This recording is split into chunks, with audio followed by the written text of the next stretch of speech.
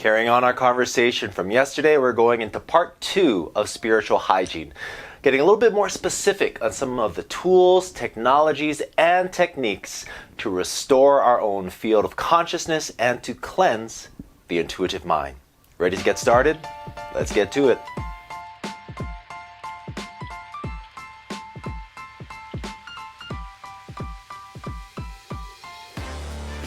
Aloha rising and great tidings, one and all. Welcome back to day 3 of Applied Intuition. Today we are carrying on our conversations about the topic of spiritual hygiene. Before we get into that, remember to go ahead and click that subscribe button so that you can stay in constant contact with all of the great content coming out on this channel. Alright, so yesterday we talked a little bit about the concept of spiritual hygiene, cleansing. I talked a little bit about the whole concept of brushing your teeth and how we can have unintended consequences simply by eating.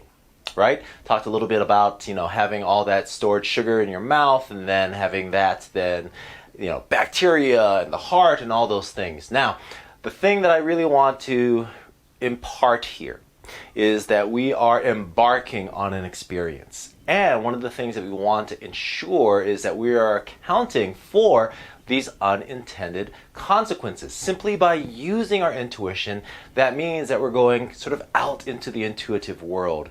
And whether we're going to the store or whether we're going to the airport, there's things like bacteria and things that are just simply part of our experience, even though it's well beyond our perception.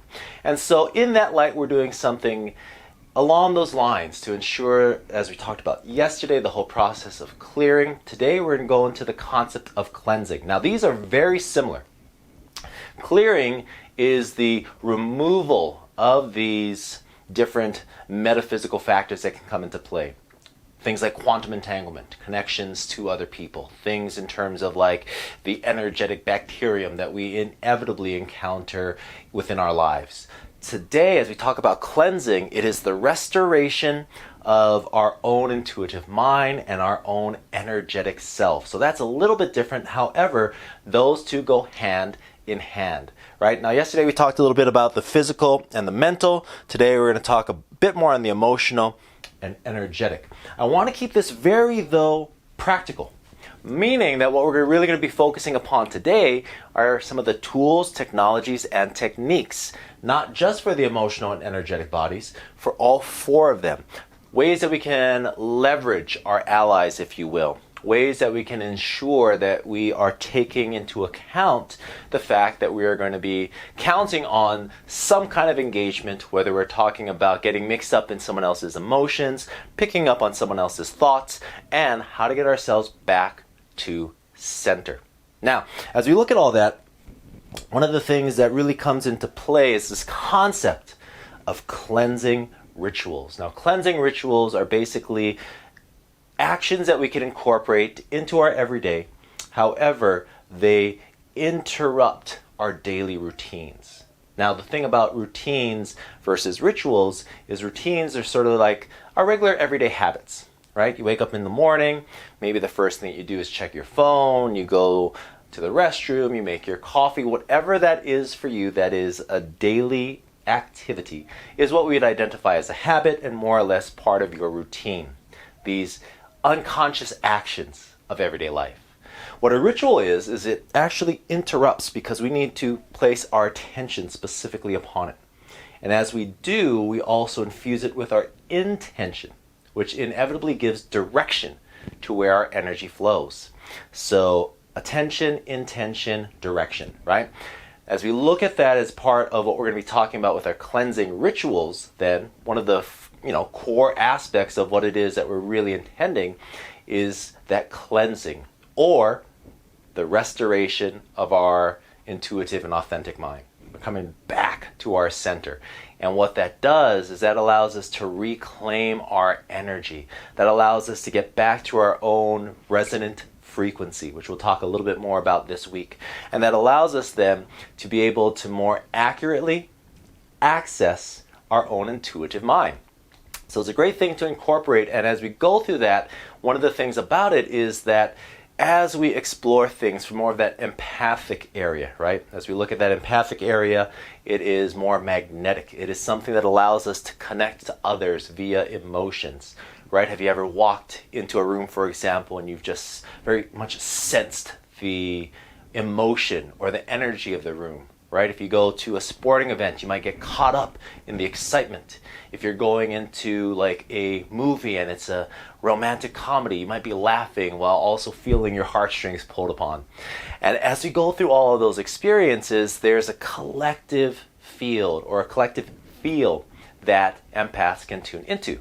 Now, the thing about that is that our empathic awareness, especially if it's tied to another person, if you've ever had that experience, right, where you just think or feel someone and you just in that moment know that you absolutely have to call this person. And as you call, this person receives that call and you are the exact person this person needed to see or to hear or to experience, right? And so as we go through all of that, then there can be, as I mentioned yesterday, not just a connection, it starts to get much more embedded, right? Think about roots, the plants of trees, for example. My sons and I, a couple years back, I decided for us to go harvest a Christmas tree. And so we have here in Hawaii two generally kinds of pines. There's a Cook Island and there is a Norfolk. And so we were out in the woods and I was thinking, just a little treeling. I'll get one that's far away from everything so it would be a lot easier to remove, dig in deep, and then take the whole, stump, transplant it, and then, that'll be our tree for a few years. And then we can plant it here and grow and all of these things. So we get out into the woods, right? And we're on this specific trail where there's just a bunch of these trees. And I see an area where there's these little treelings, it's only yay high, real small. Only has a few branches that are sticking out, and while very young, will be great to mature over the years. So I take out my little collapsible shovel and I put in the shovel into the ground, thinking that, it's the ground, it's far away, it's small, there simply cannot be too many of these roots. Boy, was I wrong. And so I dig in, and on the first attempt, I attempt to dig in, and I'm not able to penetrate the ground, right? And so I'm pushing on it, thrusting harder, and finally it's able to get in, and I pull back a little bit just to loosen it up, and the shovel breaks. So all of a sudden, I'm like, well, that doesn't work. Thankfully, I usually have a machete on me. And so what ended up happening, the, finally planned out process went to crap, and all of a sudden I'm digging in the ground with this machete. And what I came to find was that even though it's far removed from all of the other trees, there is this network of interconnectivity that exists beneath the surface. And there was a huge bramble and tangle of these roots. And so inevitably, as we talk about this with our own intuitive mind and this experience, there will inevitably be connections that are made that we want to make sure don't get so entangled, quantum entanglement, and that we're able to remove gracefully, easily, and safely, and restore both sides, our own intuitive mind, empathic abilities and emotions, thoughts and beliefs, and that of others. Now, as we do that then, this is where the relevancy and ability and functionality of our cleansing rituals really do take hold. So, as we talk about then all of that, let's go into one of the cleansing rituals. So, one of the things that I do, particularly before I do any kind of intuitive reading, is I like to do a simple cleanse. And this is a great thing because as we start to talk about the tools that we can use, one of the great things about this is there's not an investiture of energy that we need to necessarily make, right? Yesterday we talked about that declaration, that statement that you're able to make, right, in terms of clearing. And with that, that's our own vital force energy that we're utilizing, speaking into the world our intention. Great thing about the next couple of things that we're going to be talking about is it doesn't necessarily require that from us. So one of the things that I really like to use is Palo Santo. Now Palo Santo is a wood, and it is something that is very fragrant even without lighting it up. And some people use sage, other types of plants are terrific. These are what we're going to call our allies. Now our allies are plants that we resonate, crystals that we utilize, and things that we feel akin to or resonant with. For me, Palo Santo more so than sage. I've used sage before, there's nothing wrong with it, I just prefer Palo Santo. So before I do an intuitive reading, I'll go ahead and take my trusty lighter, and I like to go ahead and just get it to light. I like usually a big flame. And then as it starts to go, at some point you can blow on it. And now we have the smoke. Now the smoke is terrific because what this does is this allows for simply from the smell, but it also has the energy and the frequency of the Palo Santo as well. You can do it over your shoulders. I tend to do it around and across my body. You can do it around the entirety of your body, however that best feels right for you. So Palo Santo, sage, using plants and its energy that has been stored, that is available to all of us, is one of the great things that you can use as a tool.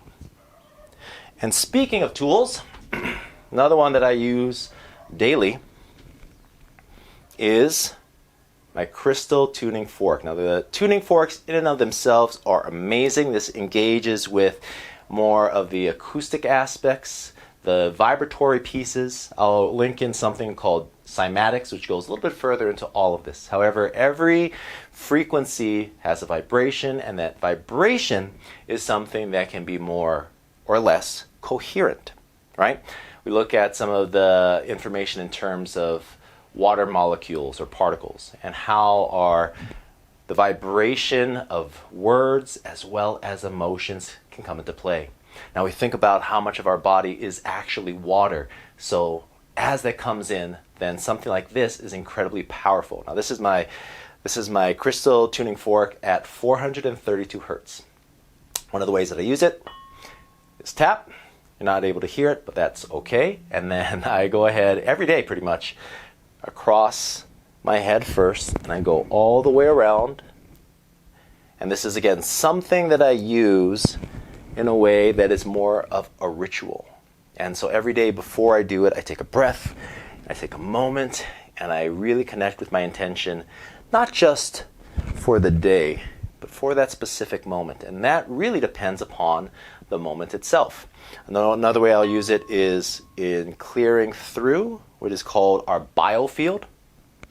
And our biofield is basically that field of information.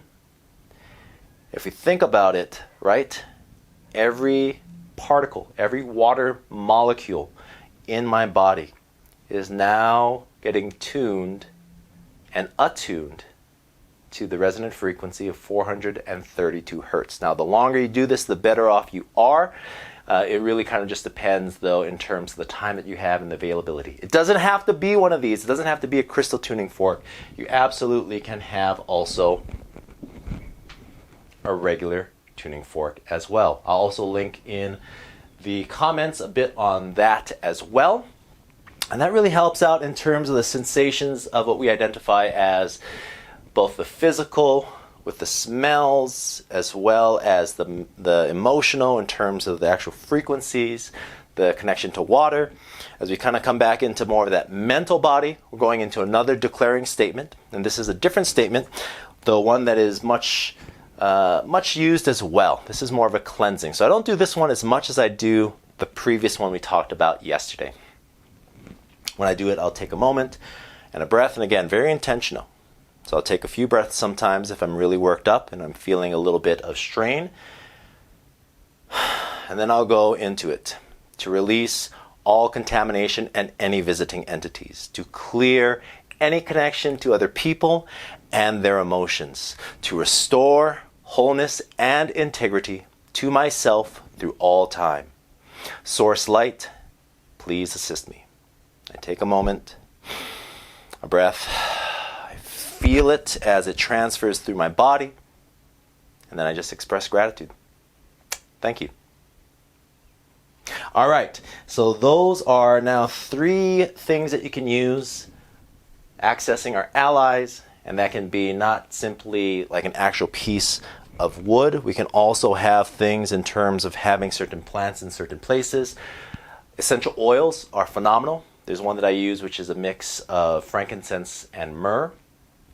As we go in though, there's one last technique that I want to leave you with, and this is called a 6-pointed breath. Now this is a great thing in terms of what I call creating a closed loop energetic circuit. Right now, as we go through that process of everything that we've just done, and sometimes I will do all of those, and then going into what's called a 6-pointed breath has basically imagining or simply intending that around us are 6 different points, above and below by about 3 feet each, side to side by about 6 feet each, front and back by about 6 feet each as well. Looking at here as our center point in terms of the heart center, what we're going to focus upon is basically envisioning a sphere of light within our heart center. Spheres of light above, below, side to side, front, and back. Now, what we're going to do is with each and every breath in, that spark shoots out in all 6 directions, right? If I were to breathe in, then I'm envisioning, imagining, or simply intending that that spark of light goes out above, below, side to side, front and back. And then with each and every breath out, it comes back into this center point. As I breathe in, above, below, side to side, front and back, that goes out in all 6 directions. As I breathe out, it comes back. And as it returns twofold the energy that went out. Breathing in, up, down, side, side, front, and back. Breathe out, comes back from all 6 directions. So that single spark of light in our heart center is going out in all 6 directions, above, below, side to side, front, and back. Okay? Now let's go ahead and actually go through a few rounds of this 6-pointed breath together. Now I invite you can either keep your eyes open, go ahead and close your eyes if you want. I'm going to go ahead and close my eyes for an easier visualization. And now just hold that intention of reclaiming your own life force energy. Allow yourself to just breathe easily, normally, and naturally. Now breathe out. And on this breath in, we're shooting that energy, that spark in your heart center out in all 6 directions. Breathe in. Feeling that energy going up, down, left, right, front, and back. Breathe out. Feel that energy flooding back and returning into your heart center. Breathe in. Feeling that spark of energy up, down, left, right, front, back. Breathe out. Feeling all of it once again return twofold back into your center. Breathe in. Feeling that energy, that spark of life going up, down, left, right, front, and back. Breathe out. Returning from all 6 directions back into that center point. One last breath. Breathe in. Feeling it going in all 6 directions. Exhale. Reclaiming, restoring, revitalizing, and rejuvenating the entirety of your body and being. And when ready, go ahead and open your eyes. All right. So those are 4 excellent ways to go ahead and reclaim your own life force energy. We're disentangling ourselves from others. We're clearing with the techniques that we talked about yesterday, and we are now cleansing our own intuitive mind and personal field of consciousness. And as we do that, we have more of ourself available, capable, and able to participate in the different things that we're talking about, which really allows us then to not just sporadically, not just periodically, to consistently access our own intuitive talents. All right, well, thank you for joining me today. Tomorrow we're going to get into a little bit more specific about what intuition is and some of the actual components of it as we go through our journey. Love and aloha, take care, and ahui ho.